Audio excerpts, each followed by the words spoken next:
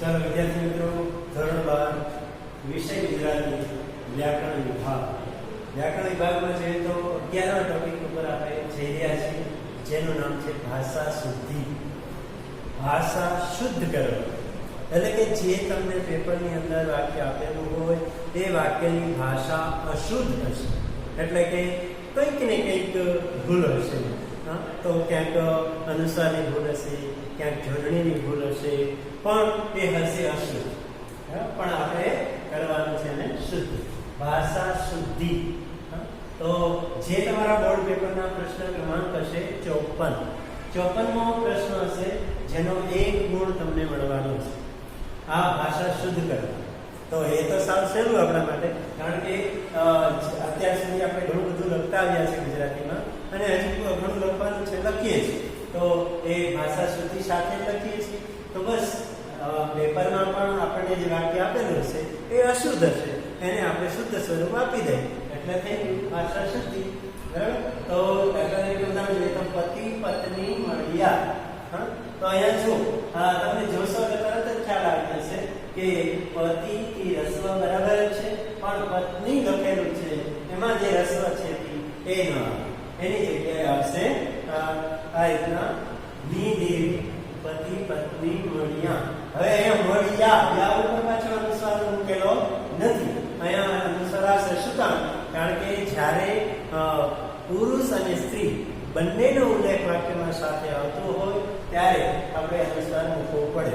આમે જ્યારે માનવાચક જે વડીલ સ્ત્રીઓ છે એને જ્યારે બોલાવવાના થાય ત્યારે એને માનવાચક સ્વરૂપે અનુસ્વાર મૂકવો પડે છે. દાખલા તરીકે સાસુમાં આવ્યા, સાસુ આવી એમ ન કહેવાય, પણ સાસુમાં આવ્યા એટલે આ રીતના મળ્યા, યા ઉપર અનુસ્વાર તમારે મૂકવો પડે. મોટા બા આવ્યા, તો જ્યારે મોટા બાપુ આવ્યા એમ લખી શકો છો. પુરુષને તમે અનુસ્વાર ન મૂકો તો ચાલે, અને નિયમ જ છે આપણે જગણીનો કે. અને આમે યાદ રાખવાનું કે સ્ત્રીને કપાળે ચાંદલો હોય તો એક વસ્તુ યાદ રાખવાની, જ્યારે સ્ત્રી શબ્દ આવે ત્યારે અનુસ્વાર કરવાનો. પુરુષને કપાળે ન હોય, ઓછો હોય તો એને નથી કરવાનું. આ રીતના પતિ પત્ની સ્ત્રી અને પુરુષ બંને છે તો યા ઉપર અનુસાર કરવાનો છે. એટલે પતિ પત્ની મળ્યા આ રીતે લખી દેશો એટલે તમારો જવાબ સાચો, તમારો ગુણ 1. હવે બીજું એવું જ ઉદાહરણ જોઈએ તો મેં એના આંસુ લૂછી નાખ્યા. આ વાક્ય શું? તો આ વાક્યમાં ઘણી બધી ભૂલો જોવાનું છે. તરત જ તમને ખબર પડી જશે કે મેં ના, મેની જગ્યાએ મેં આવશે. અનુસાર કરવો પડે. પછી એના, તો એનામાં અનુસ્વાર કરવો પડે. મેં એના. પછી જો અહીંયા આંસુ લખેલું છે, શું ઉપર અનુસ્વાર? શું ઉપર આવે નહીં, આ ઉપર આવે. મેં એના આંસુ. પછી લૂછી જો લુ દીર્ઘ છે, આપણે અહીંયા રસ્વ કરેલું છે પણ કરવાનું છે દીર્ઘ. કારણ કે જમીનના નિયમો આપણે ભણી ગયા એ રીતના બે અક્ષરમાં એ પહેલો અક્ષર દીર્ઘ કરી એટલે લૂછી નાખ્યા, યા ઉપર અનુસ્વાર કહેવાય. મેં એના આંસુ લૂછી નાખ્યા. બરાબર. તો આ રીતના જે ભૂલો સુધારશો એટલે તમારું તે વાક્ય સાચું, ભાષા શુદ્ધ થઈ ગઈ. અને ભાષા શુદ્ધ થઈ ગઈ તો આપણને શુદ્ધ ભાષાનો એક માર્ક મળી ગયો. એવું છે એક ત્રીજું ઉદાહરણ જોઈએ. મહારાણાએ પૂછ્યું એવી શરત કેમ મૂકો છો? તો મહારાણાએ પૂછ્યું. અહીંયા જો તમે વાક્ય જોશો એટલે તરત જ ખ્યાલ આવી જાય કે દીર્ઘ આવવો જોઈએ, રસ્વ છે. અહીંયા શરતમાં જો સગડીનો કરેલો છે, શરતમાં સ મીંડાવાળો આવે. એટલે આવી ભૂલો બધી અને તમે સુધારી દો એટલે તમારું વાક્ય સાચું પડી ગયું. દાખલા તરીકે મહારાણા એમાં કઈ ભૂલ નથી, પણ પૂછ્યું એમાં પૂ દીર્ઘ કરવાનો હતો, એની જગ્યાએ રસ્વ છે. બરાબર. ત્યાર પછી એવી શરત, તો અહીંયા શરતમાં સગડીનો છે, ખરેખર હોવો જોઈએ શરણાઈનો, અને બાકી બધું એમ નથી. તો આ રીતના જ્યાં વાક્યમાં ભૂલ રહેલી છે એ ભૂલને શોધી અને પાછી સુધારી અને ફરીથી વાક્ય લખી દો એટલે તમારું વાક્ય સાચું, અને સાચું પડી ગયું વાક્ય એટલે તમને માર્ક મળી.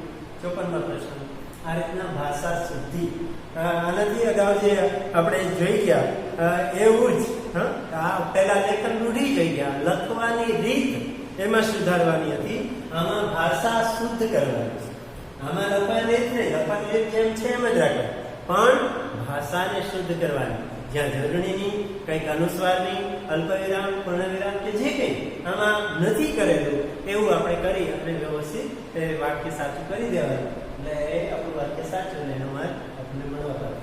ત્યાર પછી આ 12મો ટોપિક જોઈએ તો જેમાં છે પદક્રમ અને પદ સંવાદ.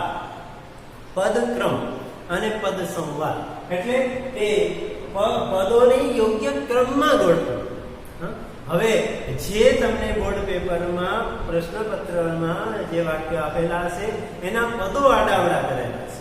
આ પદો આડાવડા કરેલા હોય એને યોગ્ય ક્રમમાં ગોઠવવા. કઈ રીતે? પદ સંવાદની રીતે. એક પદ પછી બીજું, બીજા પછી ત્રીજું, એમ. જેમ માણસ એક બોલતો હોય અને બીજો સાંભળતો હોય તો એ સંવાદ કહેવાય. પણ બે સામે બોલતા હોય તો એ વિવાદ કહેવાય.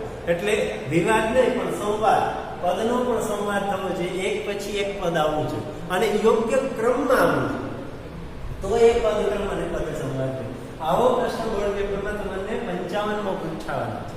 55મા પ્રશ્નનો એક ગુણ છે અને એના માટે તમને આવા વાક્યો આપેલા છે. દાખલા તરીકે જોઈએ તો પહેલું વાક્ય, મેં સમાજના વિકાસ સર્વાંગીણ માટે પ્રાપ્ત કરી છે વિદ્યા. મેં સમાજના વિકાસ સર્વાંગીણ માટે પ્રાપ્ત કરી છે વિદ્યા. તો આમાં તો બહુ આડાવડા પદો છે. જોતા જઈએ કઈ રીતના. તો અહીંયા મેં સમાજને પહેલા સમાજથી શરૂઆત કરવાની છે. સમાજના સર્વાંગીણ વિકાસ માટે મેં વિદ્યા પ્રાપ્ત કરી છે. તો આ રીતના આખું વાક્ય બનશે. જ્યાં વાક્ય આમાં પદો વાક્યની અંદર આડાવડા મૂકેલા છે એ પદોને યોગ્ય જગ્યાએ મૂકી દે તો વાક્ય સાચું બની જાય છે. દાખલા તરીકે સમાજના સર્વાંગીણ વિકાસ માટે મેં વિદ્યા પ્રાપ્ત કરી છે. બરાબર? તો આ રીતના એક વાક્ય. હજી બીજું એક ઉદાહરણ જોઈએ તો, સાર્થક થયા પૈસા અને આપણા પ્રયત્નો બધા. આમાં પણ ઘણા બધા આડાવડા પદો મૂકેલા છે. તો જરા થોડું વિચારીએ તરત જ આપણને ખબર પડશે કે આપણા બધા પ્રયત્નો અને પૈસા સાર્થક થયા. આપણા બધા પ્રયત્નો અને પૈસા સાર્થક એટલે અર્થ સાથે થયા. તો આ રીતના વાક્ય શુદ્ધ બની શકે અને એને આપણે પદક્રમ પદ સંવાદની દ્રષ્ટિએ સાચું લખી શકીએ. હજી એક ત્રીજું ઉદાહરણ જોઈએ તો, ઈશ્વર તો એ ક્યાં દેખાતો નથી, રહેલો હશે. તો આવો પ્રશ્ન વાક્ય છે. હવે પ્રશ્ન વાક્ય છે તો આપણે થોડું વિચારીએ તો તરત જ ખ્યાલ આવશે કે ઈશ્વર દેખાતો નથી તો એ ક્યાં રહેલો હશે. ખરેખર પ્રશ્ન આવો છે. એટલે આ રીતે અમે લખશું કે ઈશ્વર દેખાતો નથી તો એ ક્યાં રહેલો હશે. આ વાક્ય સાચું. તો આ રીતના જ્યારે વાક્યને આપણે શુદ્ધ કરવાનું હોય અથવા તો પદક્રમ પદ સંવાદની દ્રષ્ટિએ યોગ્ય ક્રમમાં પદો મૂકી અને લખવાનું થાય તો આ રીતે લખશું અને એ રીતે લખશું એટલે આરામથી આપણા વાક્ય સાચા પડશે અને એના એક ગુણ માળવા પાત્ર છે. આમ વ્યાકરણમાં આપણે એક વાર ભેગા કરી અને 20 ગુણ પ્રાપ્ત કરવાના છે. ઘણા વિદ્યાર્થીઓને 20માંથી 20 આવે જ છે. એટલે તમે પણ આ રીતે પ્રયત્ન કરજો. આના બીજા ઘણા બધા ઉદાહરણોની PDF મોકલીશ અને PDF માંથી તમારું 11 અને 12મું પ્રકરણ વ્યાકરણનું લખી લેજો, સાથે વાંચી લેજો, તૈયાર કરી લેજો. All the best.